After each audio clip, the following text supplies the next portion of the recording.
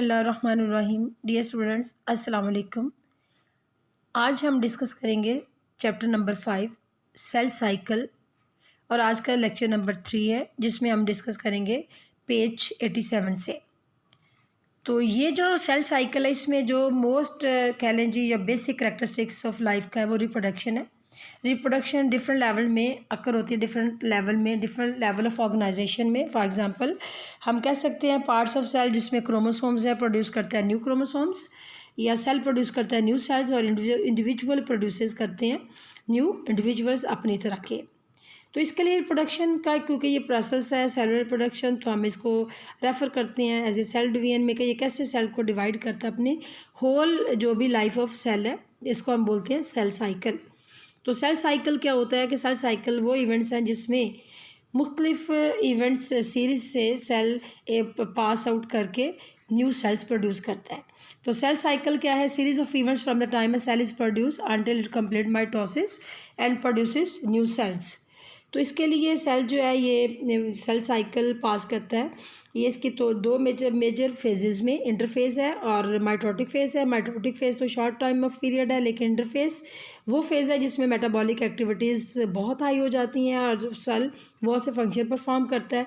इसके further 3 phases हैं, G1, S और G2। तो जो G1 है फर्स्ट गैप है सिंथेसिस, और G2 गैप सेकंड है। तो G1 में क्या होता है कि इसमें सप्लाई जो प्रोटीन की वो बढ़ जाती है, ऑर्गेनेल्स की तादाद भी बढ़ जाती है, और बहुत से एंजाइम्स जो इसमें सिंथेसाइज होते हैं जो नेक्स्ट फेज़ में चाहिए होते हैं ताकि एस फेज़ ख़ास तौर पे जो डुप्लीकेशन हो सके। इसके बाद आता है एस फेज़ है, इसमें जो सेल है वो डुप्लीकेट होता है, यानी क्रोमोसोम को डुप्लीकेट कर देता है, और जिसमें chromosome consist of two sister chromatids, यानी क्रोमेटिड्स क्या होते हैं, पार्ट्स ऑफ क्रोमोसोम को क्रोमेटिड्स बोलते हैं। इसके बाद आता है जी नेक्स्ट फेज़ आ जाता है जी G2 फेज़। अब यहाँ पे G2 फेज़ में क्या आता है, ये वो फेज़ है जिसमें प्रोटीन बहुत ज़्यादा मिकदार में चाहिए होती है। अब यहाँ पे क्योंकि प्रोडक्शन होती है स्पिंडल फाइबर की मेनली, क्योंकि ये वो फेज़ है जिसमें बेसिकली इसने एम फेज़ के लिए अपने आप को तैयार करना होता है ताकि ये उसके अंदर एंटर हो सके और डिवीजन आगे फर्दर हो सके। इसके अलावा अगले जो आती है टाइप एक एडिशनल होती है G0 फेज़ है। ये वो मल्टीसेलुलर यूकेरियोट्स में होती है जिसमें वो स्टेट होती है जब सेल की डिवीजन स्टॉप हो जाती है, यानी इसमें वो फेज़ जिसमें या तो सेल यानी कंटिन्यूसली परमानेंटली स्टॉप कर जाएगा या सेमी परमानेंटली उसकी डिवीजन जो है वो थोड़ी देर रुक जाएगी। तो परमानेंट में आ जाता है जैसे ब्रेन के अंदर न्यूरॉन्स हैं जो एक ही दफ़ा डिवाइड होते हैं, और सेमी परमानेंटली में लिवर और किडनी आ जाता है। तो ये तो था जी आज का, ये आपने पढ़ा सेल साइकिल की आगे डिवीजन। अब उसके बाद हमने उसमें इंटरफेस हमने जो इसकी स्टडी की, अब हम करने लगे हैं जी एम फेज़ और इसकी माइटोटिक फेज़, या हम कहते हैं जी माइटोसिस। तो माइटोसिस क्या है? 1880s में जर्मन बायोलॉजिस्ट वाल्टर फ्लेमिंग ने इसको डिस्कवर किया था। तो ये वो टाइप ऑफ सेल डिवीजन है जिसमें cell divided into 2 daughter cells each with the same number of chromosome as were present in the parent cell. ये वो डिवीजन है जिसमें सेल डिवाइड होकर 2 डॉटर सेल बनाता है, और हर एक में इसकी जो तादाद है वो सेम होती है क्रोमोसोम्स की जो उसके पेरेंट्स में मौजूद थी। इसके भी फर्दर 2 फेजेस हैं जिसमें हम बात करते हैं कैरियोकाइनेसिस है और साइटोकाइनेसिस है। कैरियो वर्ड कहाँ से है? कैरियो मीन ही निकला न्यूक्लियस से, और जो है जो डिवीजन ऑफ द न्यूक्लियस है कैरियोकाइनेसिस, और साइटो जो प्लाज्म है, ये जो division of the cytoplasm is known as cytokinesis. तो हम सबसे पहले, क्योंकि हमने जो सेल जब डिवाइड होता है तो वो मुख्तलिफ फेजेस से गुजरता है, तो वो न्यूक्लियस ही गुजरता है, तो हम इसको डिस्कस करेंगे कैरियोकाइनेसिस। तो karyokinesis further divided into 4 phases, prophase, metaphase, anaphase, telophase. तो इसमें सबसे पहले मैंने हेडिंग के साथ दिया हुआ, अगर आप इसको देखें तो प्रोफेज जो पहली फेज़ है जिसमें क्या होता है कि इसमें कंडेंसेशन ऑफ क्रोमोसोम्स, कि जिसमें अगर देखते हैं हम कि क्रोमोसोम्स की जो है ये जो मटेरियल है हम बात कर रहे हैं कि ये कंडेंसेशन होती है, कंडेंस होते हैं, और क्रोमेटिन मटेरियल्स।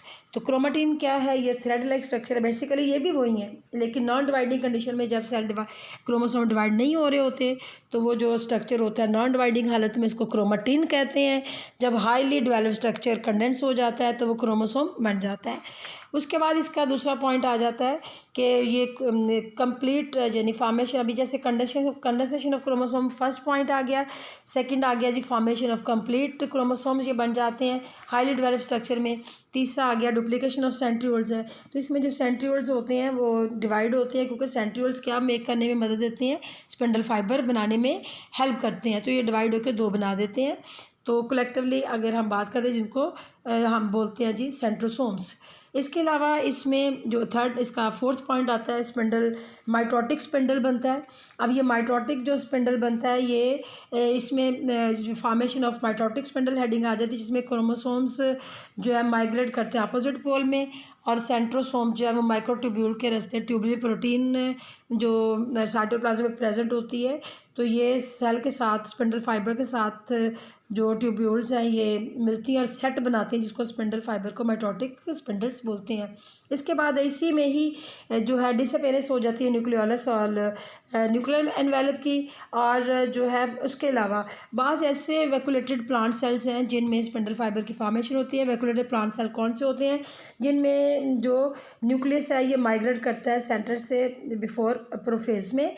इसमें वैक्यूल जो है बहुत बड़ा होता है और ये प्लांट में सेंट्रियोल्स नहीं होते, और न्यूक्लियस के इर्द गिर्द ही स्पिंडल फाइबर बनते हैं और ट्यूबुलर प्रोटीन की मदद से अटैच होते हैं। तो ये आगे फर्दर डिवीजन इसकी होती है।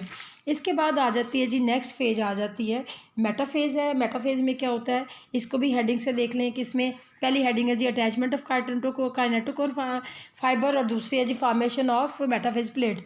अब यहाँ पे काइनेटोकोर क्या है जी, कॉम्प्लेक्स जो हम बात करें प्रोटीन है।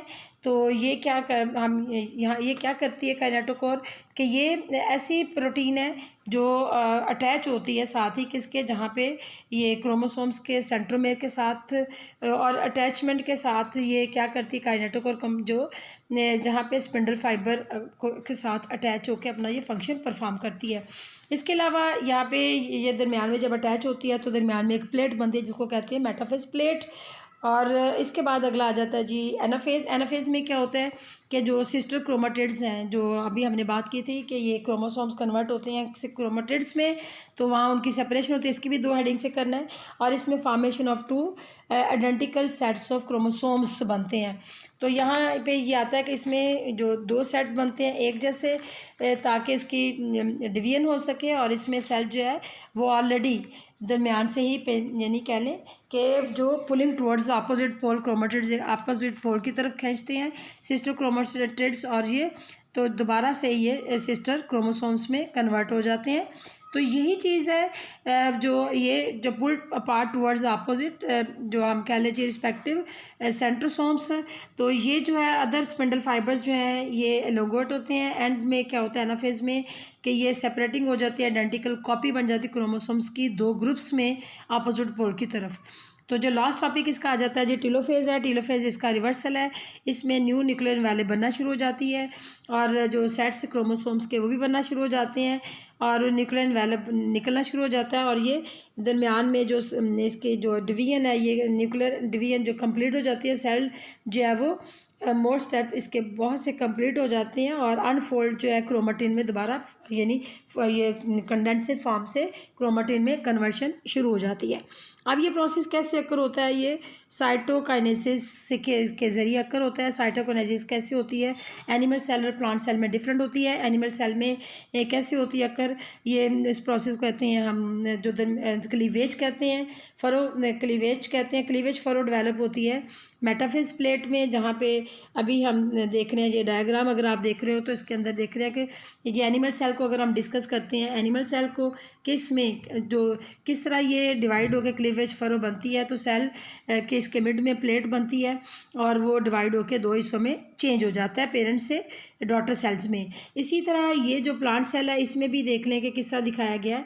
प्लांट सेल में भी इसमें भी ये है, इसके दरमियान में सेल वॉल तो ऑलरेडी होती है। अब इसमें क्या है, इसके दोनों साइड पे गोल्जी वेजिकल्स होती हैं, जो जिनमें से गोल्जी अपरेटस से वेजिकल निकलती हैं जो जाके अटैच हो जाती है मिड की जो सेल वॉल उसके साथ। और ये जो प्लेट है, ये जब प्लेट जो बनती है मिड में, इसको कहते हैं फ्रैगमोप्लास्ट, ये ग्रो करती है आउटवर्ड और बहुत सी वेजिकल और फ्यूज़ होना शुरू हो जाती जाती हैं और ये जो फाइनली मेम्ब्रेन है सेल प्लेट की वो प्लाज्मा मेम्ब्रेन से फ्यूज़ करती है और ज्वाइंट करती है पेरेंट सेल वॉल के साथ। तो इन रिज़ल्ट ये जो 2 डाटो सेल में डिवाइड हो जाती है और जो इसकी और जो हर कोई जो चेंज होके आता है तो उसकी अपनी प्लाज्मा मेम्ब्रेन और सेल वॉल होती है। ओके स्टूडेंट्स, आज का तो इतना ही हमने करना था पार्ट 1। इंशाल्लाह ताला अब हम अगला जो करेंगे नेक्स्ट, तो उसमें हम नेक्स्ट पढ़ेंगे कि इसकी सिग्निफिकेंस और एरर्स और बाकी क्या होते हैं। Okay, thank you so much. Allah.